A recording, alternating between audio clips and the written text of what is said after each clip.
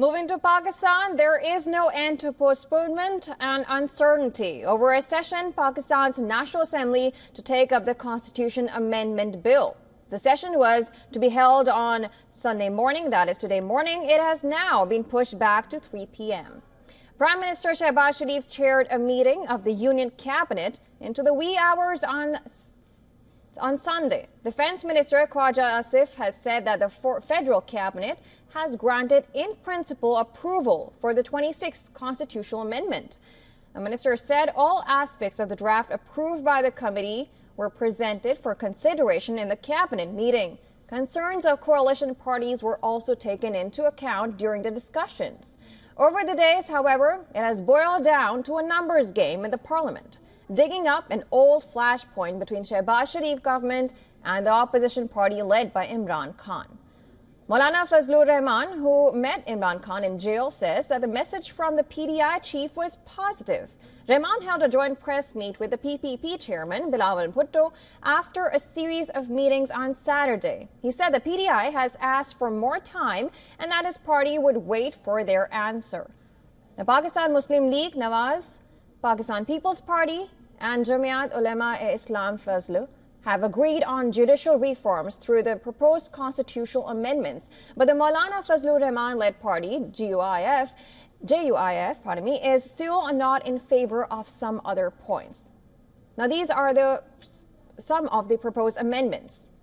An increase in retirement age for Supreme Court's judges to 68 from the present 65.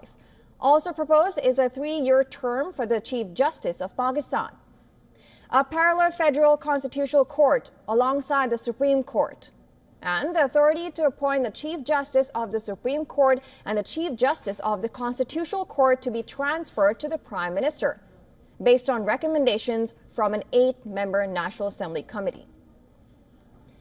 However, getting the amendment through Parliament is appearing to be a real challenge. According to Pakistan's law, constitutional amendments require a 2/3 majority in both houses of the Parliament. The lower house, called the National Assembly, has 336 seats, while the Senate, the upper house, has 96.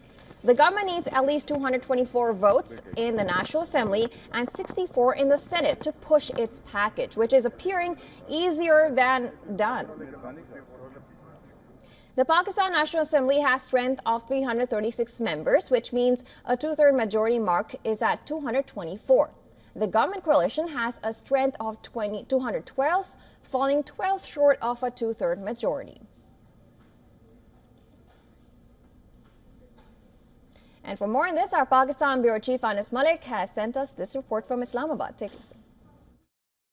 Well, hi, drama at the Pakistani Parliament. It's way past midnight. It's about 2 a.m.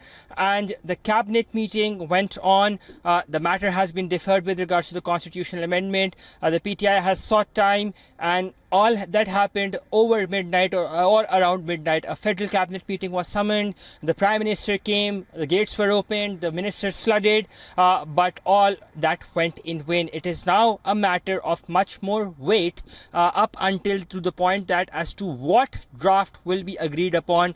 The ally of the government, Bilawal Bhutto Zardari, says that things are through. They are hopeful it will be settled tomorrow.